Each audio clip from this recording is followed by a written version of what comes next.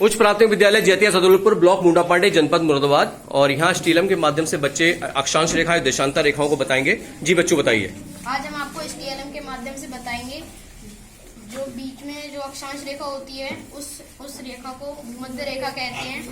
90 रेखा ऊपर होती हैं और 90 रेखा नीचे होती है। ये जो बड़ी रेखाएं होती हैं 90 अक्षांश ऊपर और 90 अक्षांश नीचे, तो कुल मिलाकर अक्षांश रेखाएं कितनी हो गई? 181। जी। और ऐसे ही जो ये खड़ी रेखाएं हैं इन्हें देशांतर, जो खड़ी रेखाएं होती हैं देशांतर रेखाएं कहते हैं। देशांतर रेखाएं 0 डिग्री से 180 इधर और 180 इधर, कुल मिलाकर 180 360 रेखाएं। जी। अब इसके बारे में बताइए बेटा।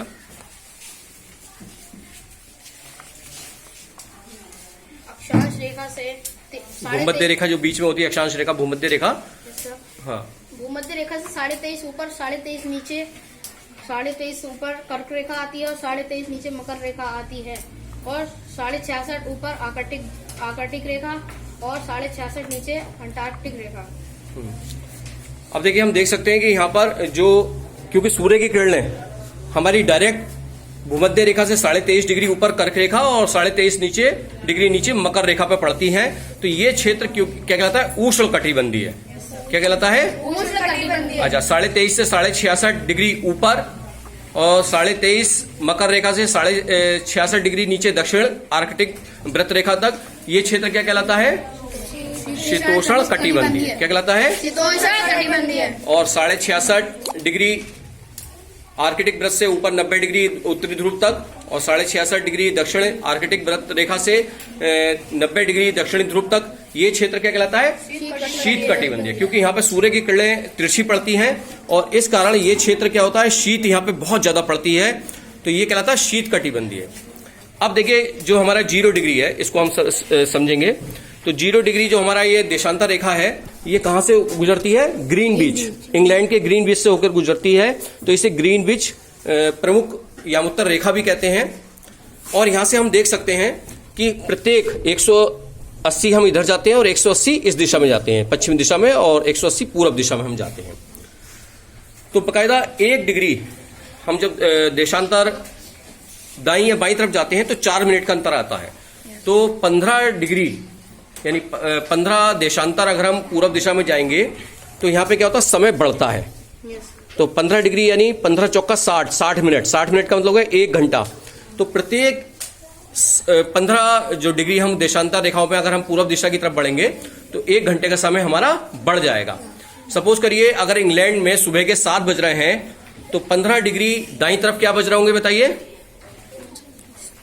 क्या बज रहे होंगे? क्या बज रहे होंगे? 8। और 30 डिग्री पे क्या बज रहे होंगे? 9। और 45 डिग्री पे क्या बज रहे होंगे? 11। हाँ, क्योंकि हर 15 डिग्री पे क्या हो रहा है? 1 घंटा बढ़ रहा है। लेकिन अगर हम उल्टी दिशा में जाएंगे, पश्चिम दिशा में जाएंगे, तो 1 घंटा हमारा हर 15 डिग्री पर घटेगा, है ना।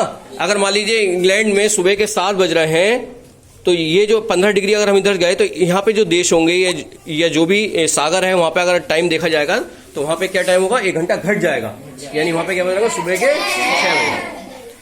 तो इस प्रकार से हम अक्षांश रेखाओं के माध्यम से हम बकायदा ऊष्मा को, क्षेत्रों को बताते हैं, और देशांतर रेखाओं के माध्यम से हम बकायदा क्या बताते हैं? समय को बताते हैं। अब ऐसे ही घूम के जब पृथ्वी के हम 180 डिग्री पीछे की तरफ चले जाएंगे, जिसको हम ग्लोब के माध्यम से देख सकते हैं, तो मान लीजिए ये हमारा ग्लोब है, आप देख सकते हैं। यहां पर हमारी जो 0 डिग्री जा रही है, ये जा रही है रेखा। तो ये 0 डिग्री देशांतर रेखा से अगर हम जस्ट पीछे चले जाते हैं 180, तो यहाँ पे क्या होता है? उसे हम क्या कहते हैं? 180 डिग्री को कहते हैं अंतर्राष्ट्रीय तिथि रेखा। क्योंकि क्या होता है?